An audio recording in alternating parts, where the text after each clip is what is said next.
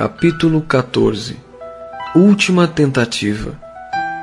O efeito foi imediato. Logo, um clima de união pairava no ambiente físico, no centro representante da doutrina espírita. Foi nesse período que Júlio César, acompanhado por seu exército, apareceu às portas da instituição consagrada ao espiritismo. Diante disto, os amigos espirituais preparavam-se para a resistência e libertação dos espíritos infelizes.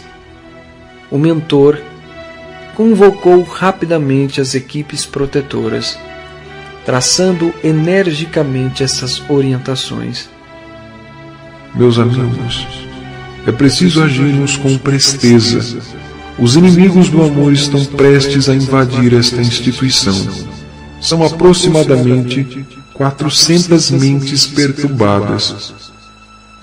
Reforcemos os companheiros responsáveis pelas tarefas protetoras, não esquecendo da vigilância e da oração, a fim de que não nos falte a proteção superior. As entidades sublimes responsáveis por esta casa estão para chegar a qualquer momento. Terminadas as orientações, o espírito responsável pela instituição fez pequena prece. Elevou os olhos ao mais alto, e envolvidos por luzes indescritíveis que traduziam seu imenso amor pela causa e pela casa, orou em benefício dos espíritos invasores desta forma. Pai, todos trazemos um passado que nos solicita reajuste e trabalho. Quem de nós já não perambulou perdido e lunático pelo reino das sombras? Quantas vezes entregues à cegueira de nossas paixões inferiores, transformando-nos em verdadeiros carrascos? Hoje, libertos desses sentimentos pelo trabalho árduo e pelos incontáveis testemunhos, estamos despertos para a consciência cristã, colocando-nos à disposição para um amparo amigo. Contudo, Senhor, nós te suplicamos, concede-nos a força necessária a fim de que o teu amor possa vibrar nos corações iludidos, nas mentes enganadas, nas almas angustiadas. Dá-nos a sublime oportunidade de abraçarmos aqueles que caíram no caminho, os que foram maltratados no mundo, os que se revoltaram, aqueles que deixaram o coração endurecer por não entenderem tuas sábias leis. Concede-nos, Pai, a grande satisfação de sermos o bom samaritano da parábola de Jesus, que, movido de íntima compaixão, socorreu a pessoa humana em necessidade, sem se preocupar com a procedência do assaltado, se era pobre ou rico, moralista ou pecador, virtuoso ou malfeitor, socorrendo-o por ser simplesmente uma criatura humana, executando em verdade o maior mandamento. Hoje, estas almas se converteram em nosso próximo, pois que nos aproximamos delas com sincero interesse. Permite, Senhor, por fim, que neste encontro que se assemelha a uma guerra, possamos transformá-lo num grande despertar das consciências comprometidas com o próprio progresso, abraçando-os junto ao peito, revelando através de nossas atitudes o teu eterno amor. Sê por fim, Senhor, o sol de eterno fulgor, que ilumina e aquece as almas mergulhadas nas águas glaciais da ignorância humana, para que, esclarecidas pelo teu amor, possam encontrar o caminho que leva a ti. Encerrada a petição, o amigo espiritual dirigiu-se às portas da instituição, e o clima estava bastante tenso.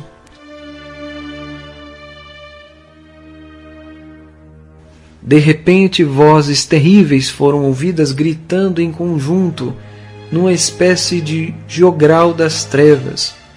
Derrubem as barreiras magnéticas! Fora os amigos da luz, fora os seguidores do Cristo! A casa é nossa! A casa é nossa!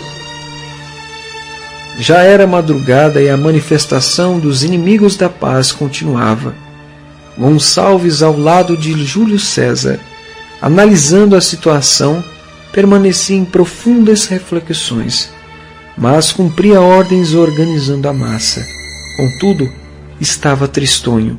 No fundo, sabia que mais uma vez seriam impedidos de continuar, que o mandante estava profundamente cego de ódio, além de pensar exclusivamente em si, na sua posição. Se o chefe não conseguisse vencer, seria banido para sempre da organização das trevas. Do lado de dentro do centro, Elvira e Daniel permaneciam preocupados. Praticamente nenhum dos espíritos inferiores que estavam sob suas ordens permaneciam na casa. A maioria havia sido socorrida.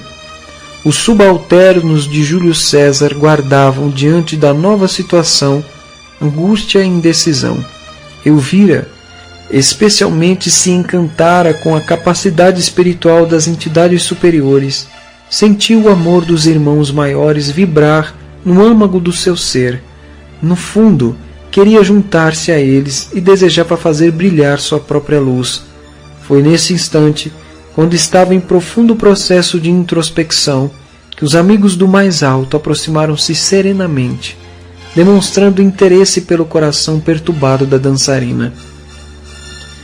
Quando a meretriz se sentiu envolvida por irradiações de ternura, chorou copiosamente, entregando-se aos socorristas espirituais. Jamais imaginou que um dia uma daquelas entidades iluminadas, as quais aprendera a odiar, pudesse acolhê-la com tal desprendimento. Daniel, espantado diante da cena, invejoso e orgulhoso, não teve a mesma humildade da ex-comparsa, por isso resolveu fugir de si mesmo em busca de seu mestre, para narrar-lhe os acontecimentos internos dos emissários do bem. Quando se dirigia para a porta de saída, os instrutores da bondade barraram-lhe a fuga. O servo das sombras esbravejou, gritou pelo seu chefe, mas foi acalmado pelos espíritos felizes que, demonstrando-lhe a situação delicada em que se encontrava, apelaram para o intelecto do obsessor, evidenciando que era mais inteligente render-se às forças do bem do que ser aprisionado pelos mandantes do mal. Daniel, profundamente comovido, verificando o poder que partia dos corações amigos, fitando longamente o rosto do cooperador bondoso, deixou verter algumas lágrimas, rendendo-se ao abraço afetuoso da verdade. Os socorristas comemoravam em trabalho silencioso a libertação de mais um filho de Deus. Enquanto a casa espírita internamente desenvolvia organização e esperanças, Júlio César gritava do exterior estas palavras: Avante, comparsas! Antônio, apareça! O obsessor maior clamava pelo mentor da instituição e desejava um confronto. Antônio! Esbravejava o fanático. Eu o desafio, por sua culpa estou prestes a perder todos os meus títulos na organização em que sirvo. Maldito seja por 1000 anos! Estamos prontos, vamos arrombar as portas fluídicas, estourar as barreiras protetoras, banindo-os daqui. Trabalhamos em nome das hostes infernais, das forças das trevas. O momento é nosso. Avante, camaradas! Para frente, avante! Antônio, representante espiritual daquele agrupamento cristão, permanecia imperturbável e em profunda oração, quando o exército de Júlio César, trazendo nas mãos armas pontiagudas, a fim de impressionar, avançaram contra os emissários do bem. Porém, antes de atingi-los, subitamente atendendo às rogativas de Antônio, uma entidade sublime se fez visível. Diante da aparição e da intensa luz que partia do peito e da fronte do espírito superior, os adversários recuaram alguns metros, paralisando o ataque. Outros igualmente superiores apareceram ao lado da veneranda entidade, sustentando-a, enquanto toda a casa fora fortemente iluminada. Milícias celestes se apresentaram prontas para servir. Então, o ser sublime disse ao coordenador do centro: suspenda os cordões isolantes, abra as portas fluídicas, baixe as correntes protetoras, desligue os aparelhos magnéticos e levemos o pensamento em prece. Todas as ordens foram cumpridas, e quando a malta de inimigos do bem, quais macacos desordeiros, preparava-se para invadir, os espíritos celestes os envolveram em indescritível magnetismo, paralisando-lhes as forças. Os invasores, atônitos, cobriram o rosto diante da ofuscante luminosidade. Um deles, em completo pavor, gritou instintivamente: retirada! Retirada! Perdemos a guerra! Perdemos a guerra! Eles são muitos! Eles são muitos! Eles são muitos! Vários, à semelhança de um tropel, correram espantadiços. Outros pediram ajuda e foram recolhidos pelos tarefeiros do bem. Gonçalves, sentindo vibrar as entranhas da alma, recordando o atendimento amoroso que recebera, através da mediunidade, o amor que partia das milícias do Senhor, aproveitando a movimentação e distração do chefe, entregou-se aos socorristas, desligando-se das trevas. Quando Júlio César se percebeu sozinho no ideal infeliz, quando se sentiu envolvido por vibrações sublimes, conclamando-o ao crescimento, quando raios mentais penetraram-lhe o ser, agitando-lhe as virtudes adormecidas, perturbou-se e, sem saber por que, chorou. Vendo o grupo debandar, quer fugindo ou arrependendo-se, igualmente retirou-se, lançando no ambiente exterior urros de cólera, prometendo vingança. O centro espírita, porém, estava mergulhado em intensas atividades de socorro e esclarecimento. Júlio César, afastando-se consideravelmente, perambulando pelas ruas, trazia os pensamentos atormentados. Aqueles malditos pensam que acabaram comigo. Quem eles acham que são? Eu faço parte de extensa organização das trevas. Como não conseguimos? Estava tudo planejado. Ai, como conseguiram? Gonçalves! Gritou o preposto das sombras, clamando pelo servo. E diante do silêncio que se fez, concluiu: o infeliz deve ter levantado, fracos, inúteis. O que será de mim agora? O que será de mim agora? Que diriam os meus superiores? Terão mesmo coragem de me rebaixar? Claro, não aceito incompetência. De posse desses pensamentos, Júlio César chegou à sinistra cidade que administrava. Alguns poucos espíritos que conseguiram fugir zombavam dele desta maneira: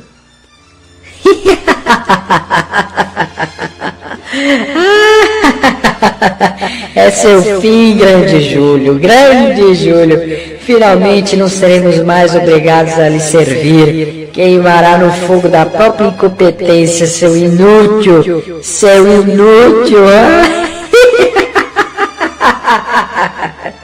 Você não é mais nada. Não terá nenhuma expressão na organização. Nossos superiores já estão sendo avisados da sua derrota. Virão lhe buscar. Inútil! Seu zero à esquerda, mané!